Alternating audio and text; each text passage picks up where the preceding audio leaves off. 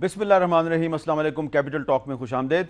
पाकिस्तानी सियासत में आजकल दो चीज़ों को बड़ी अहमियत दी जा रही है, गैर मुल्की फंडिंग और गैर मुल्की कर्जे। आप समझ चुके होंगे गैर मुल्की फंडिंग जो है वो कुछ सियासी जमातों के लिए बड़ी अचंभे की बात है, और हालांकि तमाम जो अहम सियासी जमातें हैं उन्हें किसी ना किसी तरीके से किसी ना किसी गैर मुल्क से फंडिंग मिलती रहती है, लेकिन वो एक दूसरे पे गैर मुल्की फंडिंग का इल्ज़ाम भी लगाते हैं। और जब भी बजट करीब आता है तो जो गैर मुल्की कर्जे हैं उनके बारे में सवालात उठने शुरू हो जाते हैं। और इस मरतबा भी पता चल रहा है कि जो हमारी कौमी आमदनी का तकरीबन 40% है वो गैर मुल्की कर्जे वापस करने पे खर्च होगा। तो सवाल ये पैदा होता है कि अगर पाकिस्तान बतौर एक रियासत बाहर से बैरूनी ममालिक से कर्जे ले सकता है तो कोई सियासी जमात जो है वो बैरून मुल्क से फंडिंग क्यों नहीं ले सकती, और इस पर एतराज़ क्यों किया जाता है। इस पर आज हम बात करेंगे। हमारे साथ मौजूद हैं सेनेटर रुबीना खालिद साहबा, पाकिस्तान पीपल्स पार्टी से उनका ताल्लुक है, मोहतरमा माइजा हमीद साहबा, रुकन कौमी असम्बली मुस्लिम लीग नून, और फैसल जवेद साहब जो कि एडिशनल सेक्रेटरी इंफॉर्मेशन है पाकिस्तान तहरीक इंसाफ के। मैं फैसल साहब आप ही से शुरू करता हूँ। आपकी पार्टी के खिलाफ मुस्लिम लीग नून ने एक पटिशन दायर की हुई है गैर मुल्क की फंडिंग, और आपकी पार्टी जो है वो गैर मुल्क की फंडिंग पे बड़ा एतराज़ भी करती रही है। तो अगर हम गैर मुल्की कर्जे ले सकते हैं तो गैर मुल्की फंडिंग आप लेते हैं, लेकिन दूसरे जब लेते हैं तो आप एतराज़ क्यों करते हैं? जी अहमद साहब, थैंक यू वेरी मच, आपने प्रोग्राम में बुलाया। एक तो ये गैर मुल्की फंडिंग नहीं है, ये जो बैरून मुल्क पाकिस्तानी हैं वो फंड करते हैं पार्टी को। ये आते हैं बाहर मुल्क से हैं, लेकिन बैरून मुल्क पाकिस्तानी बेसिकली पीटीआई और वाहिद पॉलिटिकल पार्टी है। वाया ऑफशोर कंपनी आते हैं ना? नहीं, एक चीज़ ये बैंकिंग चैनल्स के थ्रू आते हैं, इसका अच्छा। सारा रिकॉर्ड मौजूद है। दूसरी चीज़ ये है कि वाहिद पॉलिटिकल पार्टी है पाकिस्तान में जिसकी फंडिंग लोग करते हैं। इनके सोर्सेज का हमें पता ही नहीं है कि इनकी कहाँ से फंडिंग आती है, क्योंकि ये तो पॉलिटिकल फंडिंग करते ही नहीं है। तो ये एक तो प्लस पॉइंट है तहरीक इंसाफ का कि लोग पाकिस्तानी और बैरून मुल्क पाकिस्तानी जो है वो पाकिस्तान को चला रहे हैं बेसिकली, और वो पैसा भेजते हैं पाकिस्तान। एक चीज़। दूसरी चीज़ जो है इसमें कि अब कर्ज़ों की जो बात है, जो गैर मुल्की कर्ज़े हैं 1947 से लेकर 2008 तक जब इन दोनों की गवर्नमेंट नहीं आई थी, उसका टोटल जो कर्जा था 6 ट्रिलियन था ये पूरे अरसे का। और 2008 के बाद अब तक जो कर्जा है वो 23 ट्रिलियन पे चला गया, 23 ट्रिलियन। रिकॉर्ड टूट गए। 1,20,000 रुपए का हर पाकिस्तानी मकरूज है। ये इस तरफ आलम है। अगर हम कंपेयर करें सीधा सीधा जो ये ट्रिलियन को उर्दू में खरब कहते हैं ना जी, आप 6 खरब 1947 पाकिस्तान बनने से लेके 2008 तक, और 2008 के बाद जब पीपल्स पार्टी की गवर्नमेंट आती है और अब तक जब नून लीग की गवर्नमेंट चल रही है 23 खरब हो गया। अच्छा, अब माइजा हमीद साहब इसका क्या जवाब देंगे? देखिए जी, बिस्मिल्लाहिर्रहमानिर्रहीम। पहली बात तो ये कि फॉरेन फंडिंग को जस्टिफाई करना तो दूर की बात, अभी तो इस बात पर जो है डिबेट हो रही है कि हम इस केस को ये कोर्ट में जो है जो इसको कोर्ट की जुरिस्डिक्शन भी है कि ये सुन सकता है कि नहीं सुन सकता, क्या ये मेंटेनेबल भी है कि ये तो नुक्ता उठाया पीटीआई ने। मैं एग्जैक्टली वही बात कर रही हूँ। तो अभी तो आर्ग्यूमेंट वहां आ रही है, तो जस्टिफिकेशन तो अभी तक आई नहीं। अभी तो स्टेज पहली जो है उस पर ही जो जिस चीज पे क्रिटिसाइज किया जा रहा था प्राइम मिनिस्टर नवाज शरीफ को कि मेंटेन इस्तिस्ना पे जो है हम लोग जो है बचना चाह रहे हैं, या मेंटेनेबिलिटी पे या फ्लोर ऑफ द हाउस पे जो स्पीच की थी उसमें हम बचना चाह रहे हैं, वो सारी चीज़ें जो हैं ये एप्लीकेबल हैं इमरान खान साहब के लिए, जो एक पॉलिटिकल पार्टी को हेड भी कर रहे हैं, और उससे वही पॉलिटिकल पार्टी एक सूबे को भी हेड कर रही है। और उस पॉलिटिकल पार्टी की में फॉरेन फंडिंग आती है जिसकी कोई मनी ट्रेल नहीं है। और आपको पता है हामिद मीर साहब कि जो लोग पैसे देते हैं उनका भी कोई फॉरेन एजेंडा होता है। अगर आप पीटीआई का पीछे से रिकॉर्ड निकाल के देख लें, जब से ये पावर में आए हैं केपीके में या हमारी हुकूमत आई है, तो कुछ ना कुछ जो है ऐसा होता रहा है जिसमें जो है पाकिस्तान को रोकने की मुहिम चलती रही। पहले आप धरने में देख लें, फिर जो है आपने वो अवाम को कहा कि आप बिजली का बिल ना पे करें। उसके बाद आपने जो है चाइना का प्रेसिडेंट आया, उसमें सारों ने सॉलिडारिटी शो करनी थी, तो उसमें जो है वो भी उस दिन भी इमरान खान साहब ने कहा कि मैं जो है पार्लियामेंट में नहीं आऊँगा। तो मैं ये समझती हूँ कि जब आपका एजेंडा इस तरह का हो जो पाकिस्तान दुश्मन एजेंडा हो, तो फिर फॉरेन फंडिंग को जस्टिफाई करना जो है ज़रूरी है। और सुप्रीम कोर्ट को चाहिए कि ये जस्टिफिकेशन तो एक पॉलिटिकल पार्टी के हेड की जो है एक बुनियादी ज़रूरत है। ठीक है, रुबीना खालिद साहबा, पीपल्स पार्टी जो है वो उस पर तो शायद इतना इल्ज़ाम नहीं लगता, लेकिन कुछ रिसेंटली पता चला कि पीपल्स पार्टी को भी अमेरिका में कुछ फंड्स इकट्ठे करके वो भी भिजवाते हैं। तो ये जो इलेक्शन कमीशन ऑफ पाकिस्तान को तमाम पॉलिटिकल पार्टीज़ अपने जो एसेट्स और अपना सोर्स ऑफ इनकम बताती हैं, तो उसके बाद आपके ख्याल में अगर आप इलेक्शन कमीशन को जब बता देते हैं तो फिर सुप्रीम कोर्ट में किसी के खिलाफ पिटीशन दायर करना जायज़ है? देखिए हामिद मीर साहब, बड़ी दिलचस्प सिचुएशन है। बात यह है कि इतना ज़्यादा प्रोपेगेंडा और झूठ है इस मुल्क में अब थ्रू डिफरेंट मीडियम्स वो फैलाया जाता है कि आपको समझ नहीं आती, और आवाम बेचारी जो है वो सबसे ज़्यादा सफ़र करती है कि वो किसकी बात को सच माने और किसकी बात को वो झूठ माने। बात यह है कि इसमें टोटल कन्फ्यूजन ये क्रिएट किया गया है कि यहाँ पे फंडिंग की बात हो रही है, वो उन पाकिस्तानियों की नहीं हो रही जिनका बार बार नाम लिया जाता है कि पाकिस्तानी फंडिंग करते हैं। पाकिस्तानी हमारे भाई अगर डुअल नेशनल भी हैं तो वो पाकिस्तानी हैं, और वो यहाँ पे अगर किसी भी जमात के साथ उनकी हमदर्दी है तो उसमें अगर वो चंदा दें उसमें कोई पाबंदी नहीं है, कोई उसमें मसला नहीं है। मसला ये है कि वो फंडिंग जो कि पाकिस्तानी नेशनल भी नहीं है, डुअल नेशनल भी नहीं है, और अगर उन्होंने किसी सियासी जमात को अगर दिया है चंदा तो फिर उसके लिए आपको देखना पड़ेगा कि उसके वजूहात क्या है। किसी दूसरे मुल्क के शहरी को क्या इंटरेस्ट हो सकता है कि पाकिस्तान में किसी भी पॉलिटिकल पार्टी जीतती है या हारती है, या उसकी पॉलिटिकल एक्टिविटीज़ क्या है। तो ये है, ये कन्फ्यूजन मेरे ख्याल में अगर आप ही दूर कर लें, क्योंकि इलेक्शन कमीशन भी पूछ रहा है, अगर पूछेगा तो वो ये पूछेगा कि foreign national is total different term.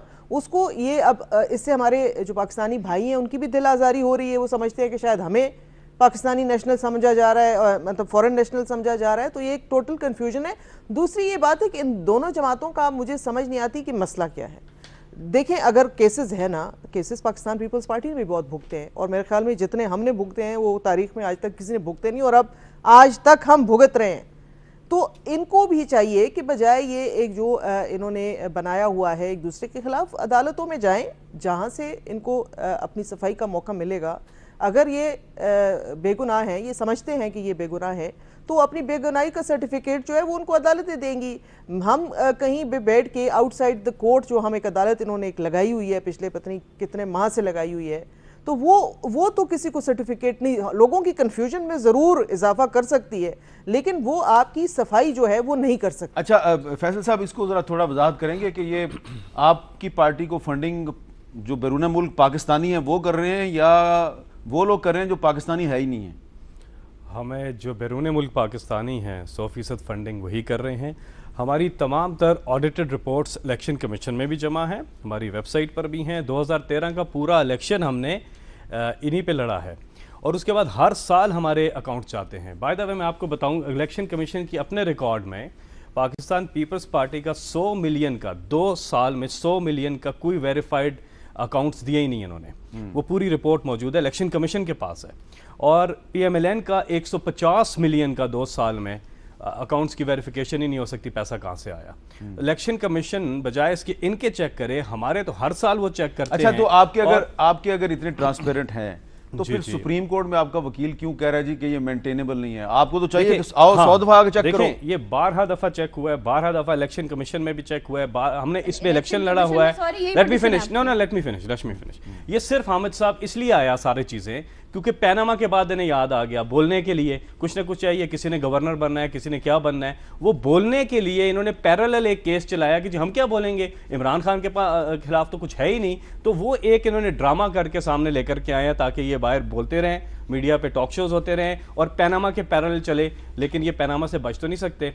अब पैनामा के भी तेजी आ गई, इंशाल्लाह 60 दिन का उन्होंने बोला है, और होपफुली कि 45 डेज 20 से 25 जुलाई के बीच में फैसला आएगा। और it's all curtains for Nawaz Sharif. जी देखिए जी, दोहरी जो मेयार है सियासत का वो तो नहीं चलेगा।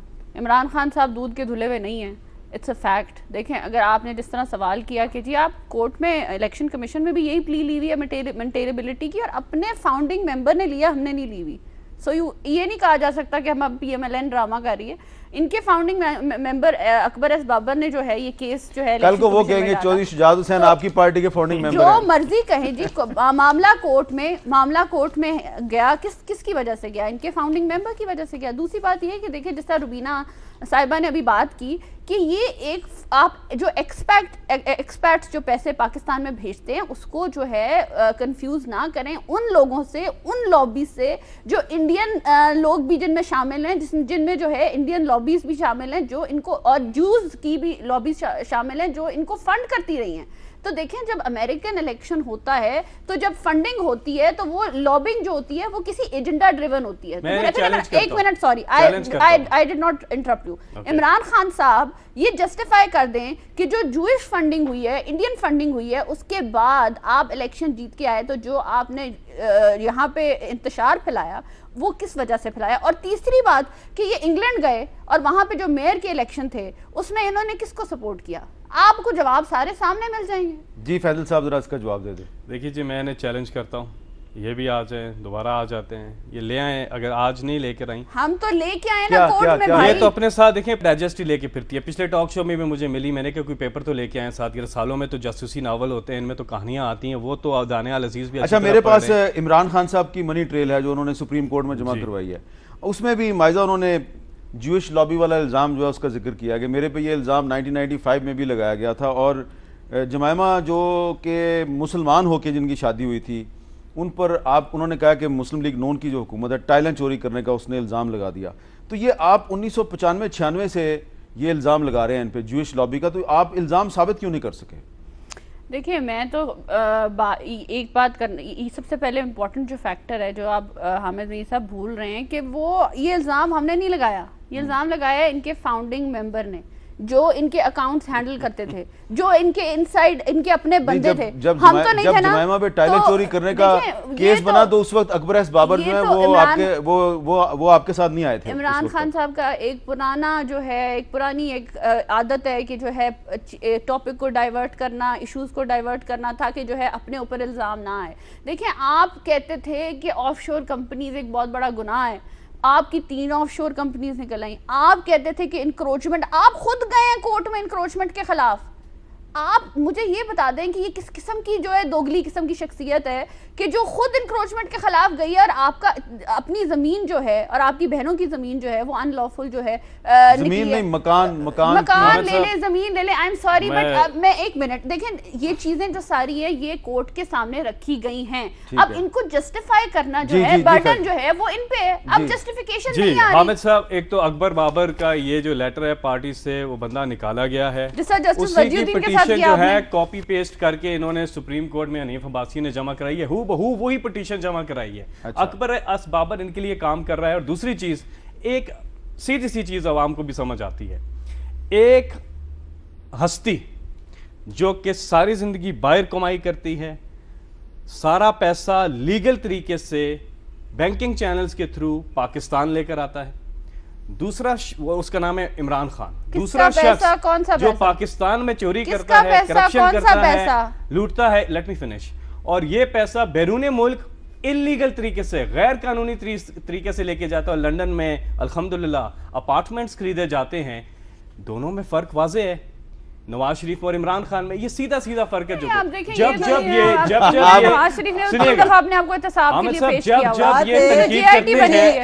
इनको मैं शुक्रिया भी अदा करता हूँ, ये तनकीद कर रहे हैं। रमजान आने वाला है, रमजान आने वाला है, जब ये तनकीद करते हैं इमरान खान के हवाले से, उनकी फंड रेजिंग के हवाले से और ज्यादा फंड रेजिंग। शौकत खान, मुझे ये समझ नहीं आ रही कि ये दोनों मेरे बहन और भाई किस बात की बहस कर रहे हैं। आपकी बहन आपका भाई जो आपस में किस बात की बहस कर रहे हैं? अगर ये समझते हैं कि हमारे लीडर जो हैं उन्होंने कोई गलत काम नहीं किया, कोई सफाई उनकी जरूरत नहीं है, तो लेट द कोर्ट्स डिसाइड। आप देखें जो भी एविडेंस है वो फिर देखें, हमने तो मनी ट्रेल दे दिया, हमने कतरी खत नहीं दिया। वो कोर्ट्स का वो सवाबदीद है कि वो एक्सेप्ट करती हैं या नहीं करती। लेकिन ये कहना कि किसी की मेंटेलिबिलिटी पे आप अपने आप को छुड़ा लें, या तो इसका मतलब है कि पर दाल में कुछ काला है। जब आप क्लियर हैं, देखिए पाकिस्तान पीपल्स पार्टी का मैं हवाला आपको फिर दूंगी, हमारे वजीर आजम से लेके नीचे काफ़ी लोगों तक अभी भी केस जो हैं वो चल रहे हैं, इन प्रोसीडिंग हैं। हमने तो किसी दिन नहीं कहा कि जी हमें भी इस्तिस्ना दे दें, हमारा भी ये मसला है, हमें भी ये है। तो ठीक है, जब एक इल्ज़ाम है जैसे आम एक शहरी के लिए इल्ज़ाम है, इस तरह हर एक के लिए वैसे इल्ज़ाम फैजल साहब ये नुक्ता तो बनता है कि अगर पीटीआई जो है उसका सारा निज़ाम जो है फंडिंग के तमाम जो सोर्सेज हैं वो बड़े क्लियर हैं, सब ट्रांसपेरेंट पेरेंट हैं, तो फिर आप इस मेंटेनेबिलिटी का इशू क्यों उठा रहे हैं? देखिए ये एक टेक्निकल चीज़ है। हैविंग सेड दैट, हमने सारी मनी ट्रेल दे दी, सारे दस्तावेजात हमने दे दिए सुप्रीम कोर्ट में। ये हम कहीं भागने वाले नहीं है। वो कल तलाल चौधरी ने भी बात की थी कि अभी भी जहाँ से मियाँ साहब निकलो आप भागो, यानी कि मियाँ साहब निकलने की कोशिश करेंगे, हम नहीं करेंगे। हम कोर्ट्स का सामना कर रहे हैं, करेंगे, हमेशा से करते आए हैं। और पैनामा से तो ये भाग रहे हैं बॉस। हमने पूरी मनी ट्रेल दे दी। मैं इनसे एक सवाल पूछता हूँ, हमने तो पूरी मनी ट्रेल दे दी सुप्रीम कोर्ट में एक एक चीज की। 1970s से मनी ट्रेल दी है। कब दी है? आपकी नॉलेज में नहीं है ना? ये कौन सी मनी ट्रेल है? जरा आमिर मीर साहब मुझे बताइए। मैं कह रहा हूँ डाइजेस्ट में तो नहीं छपती। ये वही तो नहीं है जो पकौड़े बेचने वाली जो एविडेंस थी? अगेन देखिए पकौड़ा इमरान खान की मनी ट्रेल शुरू होती है बिटवीन 1971 ये मुझे लगता है कि अपनी जिंदगी की किताब तो नहीं है ये। हाँ, इसमें उन्होंने अपनी जिंदगी के वाकयात भी लिखे हैं मेरा कि ख्याल है वही किस तरह मुस्लिम लीग नून ने इनकी साबका वाइफ जो है उन पे टाइलें चोरी करने का इल्जाम बनाया और उसकी वजह से फिर वो पाकिस्तान छोड़ के चली। अच्छा अच्छा। हमने असल आपके साथ दुख, इमरान खान ने इस मनी ट्रेल में अपने दुख भी लिखे हैं। एक बात मैं समझती हूँ मुझे छोटा सा मौका देंगे। सुने कोई कतरी से ज्यादा नहीं आया, कोई कतरी से ज्यादा। अच्छा, आप जो सवाल पूछ रहे थे, सवाल पूछ। मेरा सवाल ये है, इनकी मनी ट्रेल किधर है भाई? हमारा तो जेआईटी बन गई। मैं एक वक्फा ले लेता हूँ और वक्फे के बाद बजट पे भी कुछ बात कर लेते हैं कि आने वाला जो बजट है उसके बारे में जो पाकिस्तान की बड़ी पॉलिटिकल पार्टीज की जो लीडरशिप है वो क्या सोच रही है। वक्फे के बाद दोबारा मिलते हैं।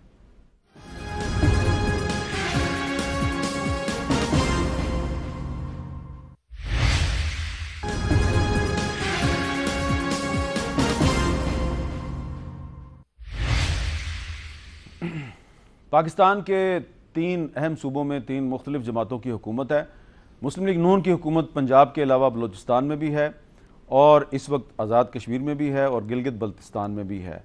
और अब आने वाले दिनों में इन तीनों बड़ी जमातों ने अपना अपना बजट पेश करना है। मुस्लिम लीग नून ने वफाकी बजट भी पेश करना है और सूबाई बजट भी पेश करने हैं। पीपल्स पार्टी ने और तहरीक इंसाफ ने सूबाई बजट पेश करने हैं।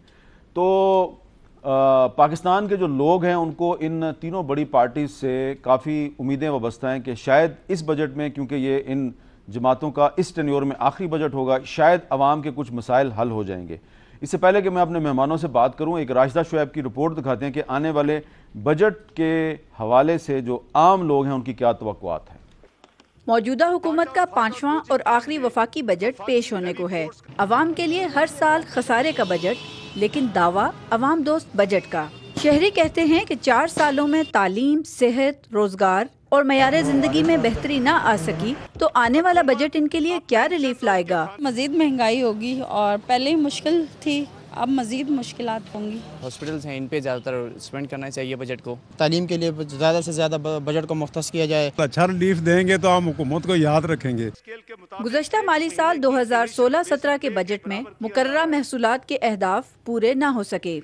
हुकूमत ने टैक्स की छूट तो 80% खत्म की, लेकिन 17% सेल्स टैक्स का बोझ ताहाल अवाम पर है। हुकाम के मुताबिक 300 अरब डॉलर की मईशत काले धन पर चलती है, जिससे मुल्की मईशत भारी बोझ तले दबी हुई है। इस दफ़ा भी उम्मीद की जा रही थी कि इलेक्शन ईयर भी है, आखिरी बजट भी है और शायद हुकूमत जो है इसमें बहुत ज़्यादा कुछ रिलीफ देगी, लेकिन ऐसा होता नज़र नहीं आ रहा।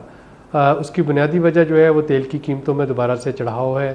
फेडरल बोर्ड ऑफ रेवेन्यू के मुताबिक 2016 में मुल्क भर से सिर्फ 10,48,574 अफराद ने ही इनकम टैक्स गोशवारे जमा कराए। रवा माली साल टैक्स आमदन का 40% मुल्की कर्ज उतारने पर खर्च किया जाएगा। शहरी कहते हैं कि इस बजट में उनके लिए महंगाई और टैक्सों के तोहफे के अलावा कुछ नहीं होगा। कैमरामैन अब्दुल सलाम सोमरो के साथ राशिदा शुएब, कैपिटल टॉक, इस्लामाबाद। तो ये थी राशिदा शुएब की रिपोर्ट और इस रिपोर्ट में पता चला कि तमाम तक कोशिशों के बावजूद अभी भी पाकिस्तान में जो टैक्स अदा करने वाले ज़िम्मेदार शहरी हैं उनकी तादाद सिर्फ 10.5 लाख के करीब है। तो फैसल जावेद साहब आपसे शुरू करते हैं कि जिस मुल्क में टैक्स पेयर्स की तादाद सिर्फ 10.5 लाख है और टोटल आबादी जो है वो 20-22 करोड़ के करीब है, वहाँ पे एक पार्टी दूसरी पार्टी पे क्या इल्ज़ाम लगाएगी? वहाँ पे तो सिवाय 10,48,000 लोगों के अलावा जो लोग हैं वो सारे ही जो हैं उनसे सवाल पूछने की ज़रूरत है। एब्सोल्युटली, बिल्कुल आप ठीक कह रहे हैं। लीड बाय एग्जांपल होना चाहिए और गवर्नमेंट को ख़ास तौर पे, और जितने पार्लियामेंटेरियंस हैं उनको पीटीआई ने 2012 में तमाम अपने लोगों को कहा कि आप अपने असासे डिक्लेयर करें। अभी तक बाकी पार्टियों ने अपने अपने लोगों के असासे तक डिक्लेयर नहीं किए। असासे डिक्लेयर करें, टैक्स कितना दे रहे हैं डिक्लेयर करें, लीड बाय एग्जांपल। पार्लियामेंटेरियंस तो सारे करते हैं, पार्लियामेंटेरियंस अगर खुद टैक्स नहीं देते, अब देखें ना, हर बार हम ये बात बोलते हैं कि टैक्स बढ़ाने से कुछ नहीं होगा।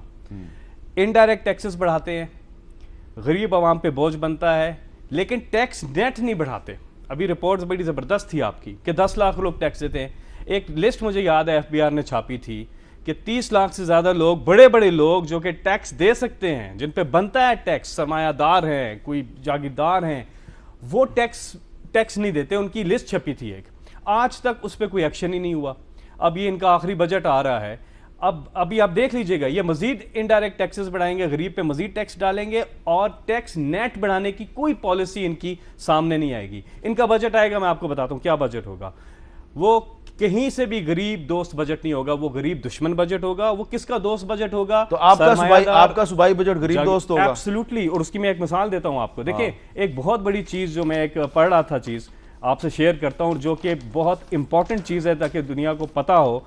इस वक्त पानी का जो पाकिस्तान में मसला है, ये एक शदीद हद तक जा चुका है कि पानी की सफाई के लिए जो टोटल खर्चा हमारे बजट में होता है वो सिर्फ है 0.2% ऑफ द GDP, जबकि आप पूरी दुनिया में अगर देखें, एवरेज भी निकालें तो 0.5% ऑफ द GDP होता है। इससे नुकसान क्या हो रहा है कि दो जो हमारे डैम हैं, तरबेला डैम और मांगला डैम, इनमें पानी स्टोर करने की गुंजाइश सिर्फ 30 दिन की है, जबकि इंडिया में यही 220 दिन है और इजिप्ट में 1000 दिन है। हम पानी का बजट बढ़ाएंगे, हमने एजुकेशन पे रिकॉर्ड बजट लेकर आ रहे हैं, 128% बजट हम तालीम पे ज्यादा करें, जो हिस्ट्री में नहीं हुआ। और पिछली बार भी हमने हिस्ट्री बनाई थी कि 23% ऑफ द बजट हमने एजुकेशन पे लगाया खैबर पख्तूनख्वा गवर्नमेंट ने। नजर नहीं आया। नजर आपको आएगा ना अगर आप जाएंगी कि 35,000 स्टूडेंट्स प्राइवेट स्कूल से निकल के सरकारी स्कूलों में क्यों गए हैं। माइजा को नजर नहीं आया। अच्छा। माइजा को स्कूलों की बेहतर हालत होती हुई नजर नहीं आई। माइजा स्टैटिस्टिक्स से बात करें। इमरान खान साहब बारी बारी बात कर लें, मुझे बारी बात कर लें। माइजा मेरा आपसे सवाल, दो और चीजें हम फिर मैं, दूसरी चीज है बिजली। सर्कुलर डेप्थ जब ये आए तो 480 बिलियन पे था और वो अब दोबारा उधर पहुंच गया, बिजली भी महंगी हुई है और सर्कुलर डेप्थ अपनी जगह वापस पहुंच गया। अच्छा माइजा, ये बताएं कि 10,48,000 टैक्स पेयर्स हैं पूरे पाकिस्तान में, उसमें भी ज़्यादा तादाद सरकारी मुलाजमीन की है और सैलरीड क्लास के लोग आते हैं जिनमें के हम भी शामिल हैं। तो इसका मतलब है कि जो असल में जिन लोगों ने इस मुल्क में 300 अरब रुपए की ब्लैक इकोनॉमी चलाई हुई है, उन लोगों पे आप टैक्स लगाने में नाकाम है। देखिए, मैं सबसे ज़्यादा इम्पॉर्टेंट जो फैक्टर समझती हूँ वो ये है कि पाकिस्तान में जो इकोनॉमिक प्रोग्रेस है उसको इंटरनेशनली रिकग्नाइज किया जा रहा है और इन्वेस्टमेंट जो है, अगर चाइना और टर्की जैसा मुल्क कर रहा है हमारे मुल्क में, इसका मतलब ये है कि आम पाकिस्तानी है उनकी जो सड़क चौक चौराहे में खड़ा है, उनको वो कह रहा है कि जी महंगाई बहुत ज्यादा है। आम पाकिस्तानी की तरफ आ जाते हैं। हाँ। जो हाईएस्ट डेवलपमेंट बजट है इस दफा 26% जो है वो अनप्रेसिडेंटेड, पहले कभी नहीं हुआ, वो डेवलपमेंट पे लगाया जा रहा है। दैट मींस इंफ्रास्ट्रक्चर और एनर्जी, सबसे बड़ा इशू एनर्जी है ना, तो सबसे ज्यादा जो बजट है उस पे लगाया जा रहा है और उसमें खासी इंप्रूवमेंट। पंजाब के बजट में एक चीज बड़ी अच्छी अभी एक और मैं बात कर लूं, पंजाब के बजट में एक चीज बड़ी अच्छी है, मेकअप का सामान महंगा कर रहे हैं। मेरा ख्याल है नहीं, सबसे इम्पोर्टेंट फिर है आपने कहा जो बंदा आम आदमी जो चौराहे पे खड़ा है, जो एजुकेशन का है 47 बिलियन हायर एजुकेशन को दिया जा रहा है। उसके अलावा जो है prime minister health insurance scheme है, जो जिसमें फ्री है हेल्थ, वो जो है वो उसको स्प्रेड किया जा रहा है। उसके बाद जो 200 बिलियन स्कूल जो इस्लामाबाद के हैं, जो फेडरल कैपिटल के जो हैं, उनको इम्प्रूव किया जा रहा है, वो भी एजुकेशन पे खर्चा किया जा रहा है फेडरल गवर्नमेंट की तरफ से, मैं समझती हूँ। और जो 9 बिलियन है वो हम लोग उसमें दे रहे हैं, हॉस्पिटल्स में दे रहे हैं, नए हॉस्पिटल्स बनाने में, और हेल्थ में जो है रिकॉर्ड फंडिंग दी जा रही है। और एक और बात बड़ी इंपॉर्टेंट है कि अनप्रेसिडेंटेड रिकॉर्ड फंडिंग, सबसे ज्यादा फंडिंग जो है पीएमएलएन की हुकूमत से इस साल सूबों को दे रही है, सबसे ज्यादा सूबों को। हाँ। लेकिन सूबा सिंध में तो आपकी पार्टी की हुकूमत है और आपके जो चीफ मिनिस्टर हैं वो तो असेंबली के फ्लोर पे खड़े होकर कहते हैं कि मेरे साथ बड़ी ज्यादती हो रही है। देखिए बात ये है कि ये अगर समझते हैं कि ये बहुत बड़ा कारनामा है फेडरल गवर्नमेंट का कि वो बजट में एनएफसी अवार्ड के हवाले से अगर हिस्सा दे रही है, तो ये गलतफहमी सब इनको निकल आना चाहिए कि ये उन सूबों का हक है। ये आप किसी को एज चैरिटी नहीं दे रहे, एज अ फेवर नहीं दे रहे। Let me finish now. Budget को कंपेयर करें। मैं आपसे देखिए, मैं असल में जो क्वेश्चन था हामिद मीर साहब का, उसका जवाब तो आप दोनों ने नहीं दिया। सवाल आप वो पूछ रहे थे कि भाई जिस मुल्क में हम कहते हैं कि 20 करोड़ की आबादी है, जो कि मैं समझती हूँ कि एक बड़ा फिगर है और एक बड़ा शॉकिंग फिगर ये सेंसस के बाद आएगा जब हम सबको होश आ जाएगा कि असल फिगर है क्या। उस फिगर में अगर चले हम कहते हैं कि वो 28 करोड़ हो जाता है या 30 करोड़ हो जाता है, उस 30 करोड़ में अगर सिर्फ 10 लाख लोग टैक्स दे रहे हैं तो ये हम सब के लिए बहुत एक शर्म की बात है। ये कोई बहुत ना खुशी की बात है ना कोई इसको सेलिब्रेट करने वाली बात है। और उन सब पे रहम करना चाहिए जो टैक्स दे रहे हैं। चाहिए। और हामिद मीर साहब वो भी टैक्स इसलिए दे रहे हैं कि वो मजबूरी है, क्योंकि वो डॉक्यूमेंटेड इकोनॉमी है, वो आप उसको छुपा नहीं सकते। अगर उनके पास भी कोई तरीकाकार हो तो शायद वो भी उसको ये जो 10 लाख हो शायद ये भी ना हो। देखिए हम सबकी ये नाकामी है कि हम एक टैक्स कल्चर जो है डेवलप करने में नाकाम हुए हैं, और उस टैक्स कल्चर को ना डेवलप करने की वजह से जो गरीब आदमी है, जो अफोर्ड नहीं कर सकता, जो टैक्स के दायरे में भी नहीं आता, बोझ उस पर हम डाल देते हैं। तो ये है कि ये इसके लिए हम क्या करेंगे जो 17% जीएसटी है ये गरीब आदमी पे बोझ है। बिल्कुल। देखें जी, एक तो आम किसी अमीर आदमी का तो मसला ही नहीं है। दूध अगर 100 रुपए किलो है तो तब भी खरीद लेगा, 200 रुपए किलो है तो तब भी खरीद लेगा। लेकिन जिसने अपने घर में आधा किलो दूध लेकर जाना है तो वो तो 10 दफ़ा सोचेगा कि मैंने जो ये मेरे पैसे हैं इसमें मैं कैसे खरीदूंगा, क्योंकि उसकी कोई ब्लैक मनी नहीं है उसके पास कोई अनडॉक्यूमेंटेड टैक्स मनी नहीं है जो वो छुपा के बैठा हुआ है। तो ये हमें चाहिए, सब कलेक्टिवली चाहिए कि गरीब आदमी के हाल पे रहम करें, इस मुल्क में मिल के बैठें, और टैक्स कल्चर कैसे डेवलप किया जाएगा इस पे। सॉरी टू से एक दूसरे पे आप डाल रहे हैं, लेकिन मैं सवाल आपसे वो करूंगा जो कि आपकी पार्टी की जहां जहां पे हुकूमत है उससे उसका ताल्लुक बनता है। मसलन फैसल जावेद साहब तहरीक इंसाफ की जो हुकूमत है वो खैबर पख्तूनख्वा में है, तो खैबर पख्तूनख्वा के लोगों से भी बात करें तो वो कहते हैं जी महंगाई जो है वो बहुत ज़्यादा बढ़ गई है, और ख़ास तौर पे रमज़ान में तो नाजायज़ मुनाफाखोरी बहुत होती है। अब ये जो रमज़ान में एक फ़ेक किस्म की जो प्राइस हाइक होती है उसको कंट्रोल करना डिस्ट्रिक्ट गवर्नमेंट्स की जिम्मेदारी होती है, और हर डिस्ट्रिक्ट गवर्नमेंट जो है वो एक रेट लिस्ट देती है जिस पे अमल दरामद नहीं होता। मुझे ये बताएं कि अगर खैबर पख्तूनख्वा में आपने सब कुछ बदल दिया है तो पिशावर के लोग, मर्दान के लोग, बन्नू के लोग, डेरा इस्माइल खान के लोग, एबटाबाद के लोग, मानसेरा के लोग, वो क्यों शोर मचाते हैं कि जी रमज़ान आने से पहले महंगाई हो जाती है?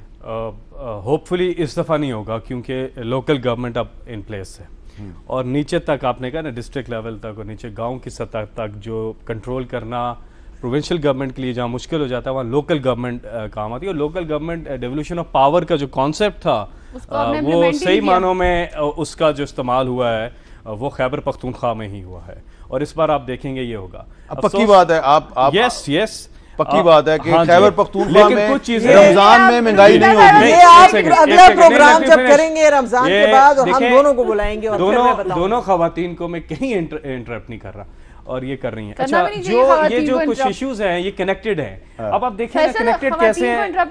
Let me finish.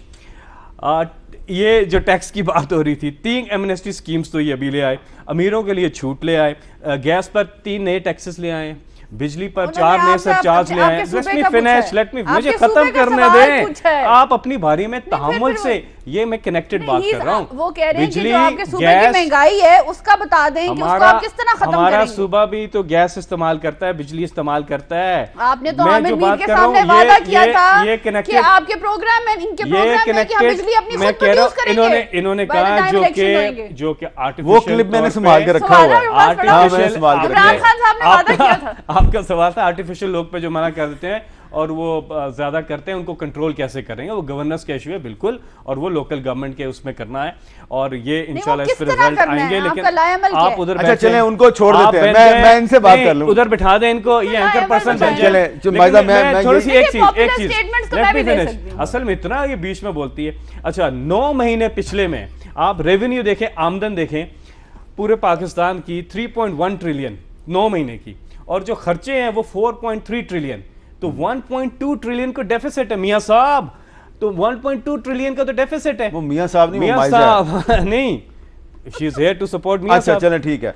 अच्छा लेकिन वही सवाल मैं इनसे पूछ लूं, माइजा चलें, अब आपसे मेरा सवाल है कि ये रावलपिंडी हमारे साथ ही है, उससे आगे चले जाएं तो फिर आप बहुत से शहर आ जाएंगे, जेलम आ जाएगा, फिर गुजरात आ जाएगा, फिर हम लाहौर पहुंच जाएंगे, फिर आगे मुल्तान आ जाएगा, रहीम यार खान आपका शहर भी आ जाएगा। तो यहाँ पे भी रमज़ान आने से पहले ही महंगाई हो जाती है। शहबाज शरीफ साहब की गुड गवर्नेंस के चर्चे तो बहुत हैं, लेकिन रमज़ान में उनकी भी गुड गवर्नेंस फेल हो जाती है। देखिए हामिद मीर साहब, पहले तो मैं आपको, इन्होंने मियां साहब का नाम लिया तो मैंने कहा मैं आपको रिमाइंड करा दूं कि आपकी ही 47 लाख रुपया अब आप नहीं इसलिए नाम लिया कि 47 लाख रुपया पर डे मियां साहब के, औरतों का आपको एहतराम करना चाहिए, आपको थोड़ा ज्यादा अच्छा बनता है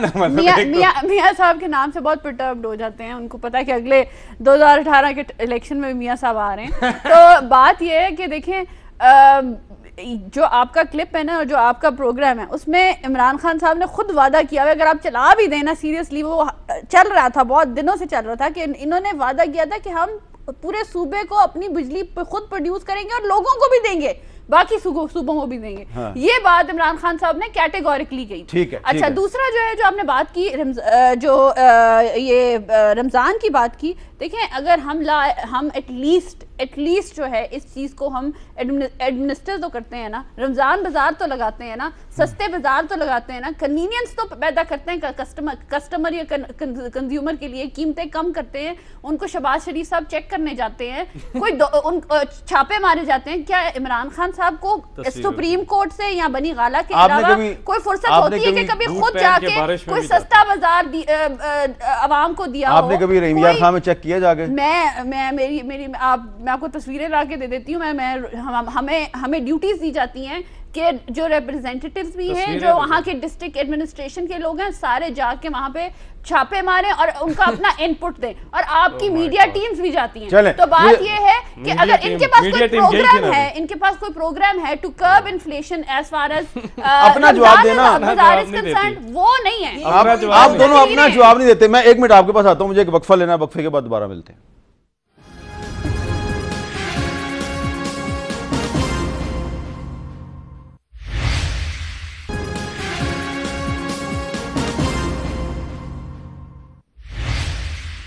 वक्फे के बाद कैपिटल टॉक में दोबारा खुशामदीद। अच्छा जी रुबीना खालिद साहबा, अपना ही जवाब दें, अपनी हुकूमत का जवाब दें। चलें आपका ताल्लुक तो खैबर पख्तूनख्वा से, लेकिन आपको पता तो है कि आपकी पार्टी की हुकूमत सिंध में क्या कर रही है। तो ये रमज़ान आने से पहले जो महंगाई का एक तूफ़ान आता है, इसकी जिम्मेदार सिर्फ नून लीग या पीपल्स पार्टी या तहरीक इंसाफ तो नहीं है, इसकी जिम्मेदारी तो पूरे पाकिस्तान पर आयद होती है। हम सारे इसके जिम्मेदार हैं कि दुनिया भर में जो इस तरह के जब दिन आते हैं तो वो महंगाई कम करते हैं और हम रमज़ान को लूट मार का महीना बना देते हैं।